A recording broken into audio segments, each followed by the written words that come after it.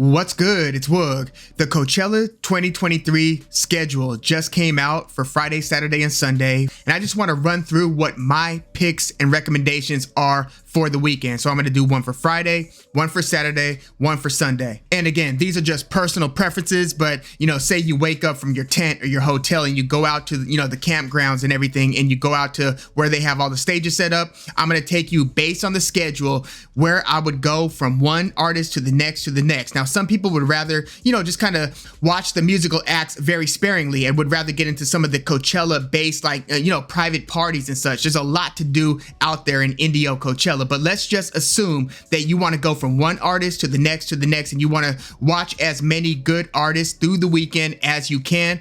Well, again, these are my recommendations. So Friday, you wake up and right off the bat, you've got a few difficult decisions to make. And there are going to be a few of these tough decisions where, because you're going to watch one, you're going to have to miss somebody else who's performing at or near that same time. So the first one that I would be conflicted with on Friday morning is between Dami and JD Beck. That's kind of an alternative jazz, or should I say progressive jazz duo, kind of child prodigies who released a very good project. And so they take to the Mojave stage at 2:40. Well, around that same time on the Sonora stage, you've got Soul Glow, this kind of hardcore punk-ish band. They really had like an album release that kind of had the same type of critical reception as when the Death Grips released The Money Store. So they might not have been topping people's best albums of the year list, but a lot of people really took to that Soul Glow album and said, keep your eyes on these guys. So it's pretty hardcore. So it depends on whether you want to hear kind of experimental jazz and kind of noisy jazz of Dami and JD Beck, or if you want the hardcore kind of mosh pit style of Soul Glow.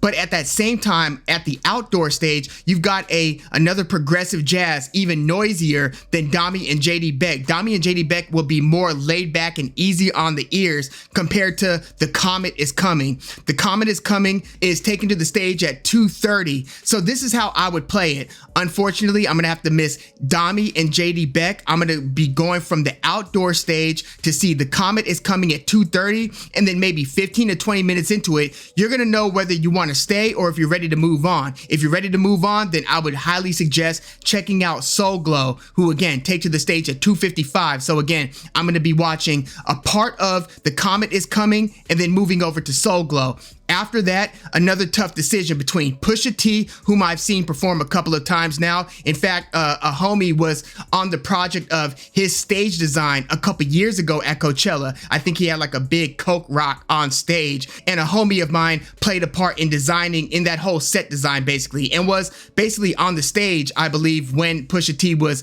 doing his thing. Well, the decision here is between Pusha T at 4:30 and then Muna at 4:50. Muna is an alternative indie rock band. They are on Phoebe Bridgers' Satisfactory record label. So again, the decisions between Pusha T and Muna.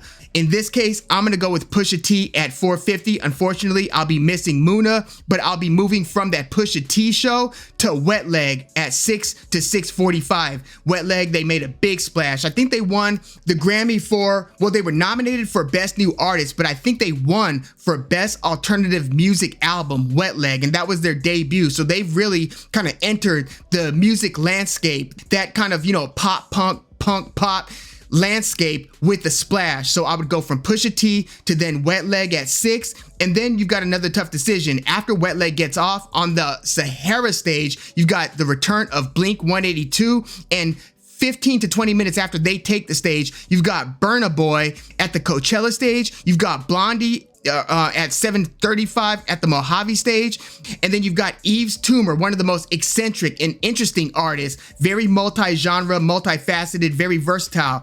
Yves Tumor is taken to the Gobi stage at 7:05. So I would go from Wet Leg to Blink 182. I might have to miss Blink 182. Look, you've got to catch Burna Boy. He's having an absolute moment right now. He is one of the hottest artists out, and damn, yeah, I might have to miss Blondie, Yves Tumor in favor of seeing a part of Blink 182, which would be hard to leave. So I'll try to stick around for maybe 20 minutes of the Blink 182 set.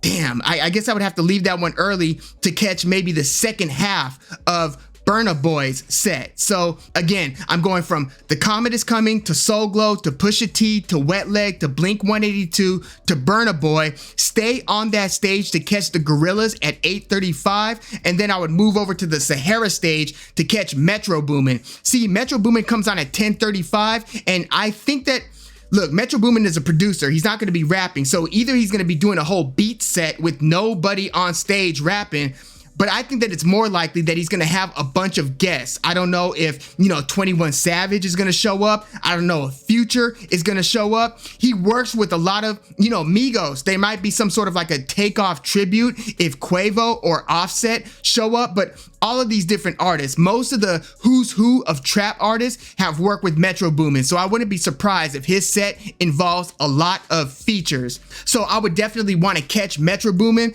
and then move over maybe 20 to 30 minutes into Metro Boomin's set, because the must-see of the night is Bad Bunny, and he takes to the stage at 11:25. He's going to be on way late on Friday night, and he is pretty much, along with Blackpink, I would say one of the two most, just the hottest artists in terms of who people are dying to see. Now, I did a Coachella preview when not the set times, but when the lineup was announced, and like 90% of the Coachella related comments that I got were Blackpink related. So Blackpink, super duper hot. But on Friday, you don't want to miss the headliner for Friday, Bad Bunny. So I would go from Metro Boomin at the Sahara stage back to the Coachella stage for Bad Bunny. By the way, earlier, as I mentioned on that Coachella stage, Gorillaz is from 8:35 to 9:50, and I wouldn't be surprised if they do some sort of a tribute to their longtime frequent collaborator,